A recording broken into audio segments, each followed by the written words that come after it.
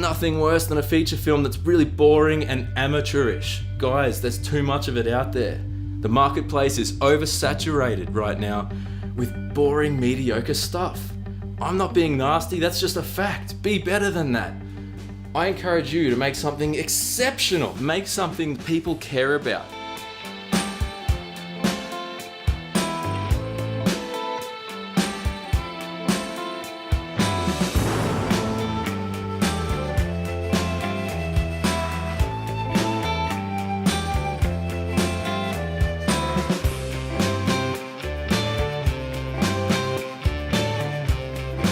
I got some advice for all you filmmakers out there. So you want to make your first film, but you've never made one before. You don't want to mess around with short films or music videos or anything like that. You just want to go all out and make a feature film.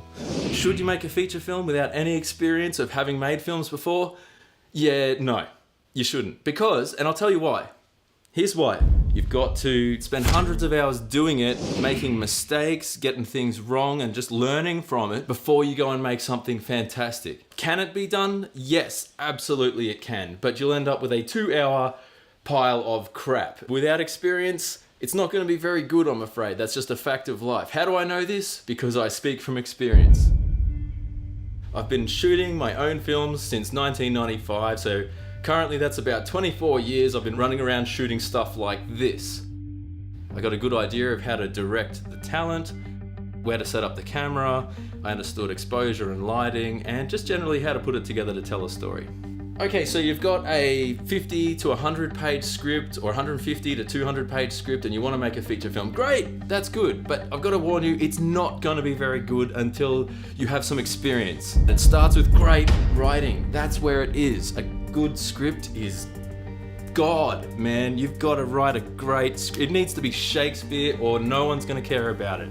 Excellent dialogue, excellent characters that we care about, and a story that just gets the audience's attention and drags you to the end, and it just flows and it has a really satisfying conclusion. And at the end, when the credits come up, the audience is just going, man, that was amazing. At university, I did one high quality film each year for 4 years. That's kind of my apprenticeship. When I graduated from university, it's sort of like, it's kind of like being trade qualified. But just understand, if you haven't done your apprenticeship and you haven't learned from the master, you're gonna make a lot of mistakes. And that brings me to my whole point. I guarantee it, man, you're gonna make mistakes. So many mistakes that a few years from now, you're gonna go, oh man, that Fulton guy was right, man. It's so full of mistakes and I've learned so much, and that thing in the background didn't make any sense, and the lighting was weird in that shot, and the audio was terrible, and oh God, what was I thinking casting that guy? And yeah, you learn all of this making shorts first. I get it. We get a bit impatient. I want to just get out there and make feature films too. But I still haven't made one yet because I don't even feel I'm good enough to make one yet, because I know that if I want to keep the audience's attention for 2 hours, it better be really bloody good. So you've written a script and you're really happy with it and you think it's pretty awesome, you've refined the hell out of it and it's done. You want to go into the production stage. Got to cast some actors, of course. Start talking to people you think are good for the roles, check out their attitude, see what their availabilities are, get the right person, and make sure it's good quality actors. There's nothing worse than terrible acting. Why, Lisa? Why? If you want to direct a film, you really need to understand actors and what actors go through, and probably have done some acting yourself to really put yourself in their shoes, to understand what they have to do. So stop relying on funding from other people. Capitalize on the resources you have. Look around. You might have access to a camera or a friend who has a camera of some kind that you can use. I just recommend doing it yourself, writing something that's within your means. You can go out and you can shoot it over a few days or a few weeks, and you can do it entirely yourself without relying on anybody. Steven Spielberg once said something along the lines of, you should make the length of a feature film in short films first. As long as it's, over an hour's worth of films, and over the years, you're gonna make a lot of mistakes, but you're gonna learn a lot of things. And the number one mistake that all independent amateur filmmakers make is their script is not strong enough.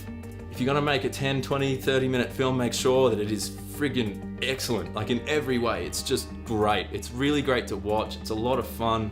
Feature films are a big deal. You wanna make a good one.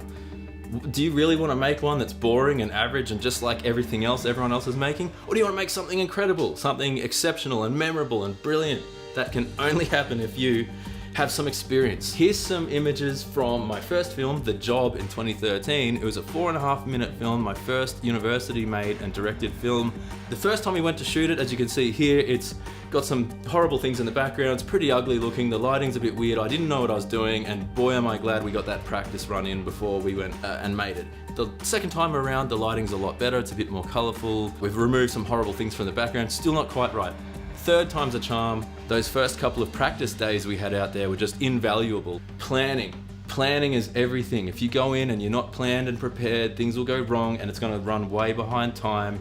I can't recommend it enough, guys. Be prepared, be very, very well planned. Again, experience is gonna let you know how to plan something so that it's gonna flow and be successful and your actors aren't gonna have to stand around. You've got to be able to close your eyes and see your movie in your head like it's up on a big screen, shot by shot, and you just go out and get those shots. All the mistakes I made on my first movie, I didn't make in my second. But on my second movie, I made a whole bunch of new mistakes that I didn't on my third. Etc, etc, etc. Only now do I understand how to make a high quality feature film, and 5 years from now watch it and not have regrets with it and go, ugh, I wish I had learned this or that first. And you can only know what you're doing from just doing it. Whether you work for yourself or a company or you go to university, university's not for everyone, but it's what I did, or some kind of film school, something to give you daily experience over a period of years where you can learn from absolute masters how to do it correctly and how to do it creatively. And have fun with it. It should be fun. So in conclusion, you want to make a feature film? That's great, but please, for God's sake, make some shorts first. Let me know what you think in the comments down below. If you've got something to say, make sure you give us a thumbs up and subscribe, and I'll see you in the next video.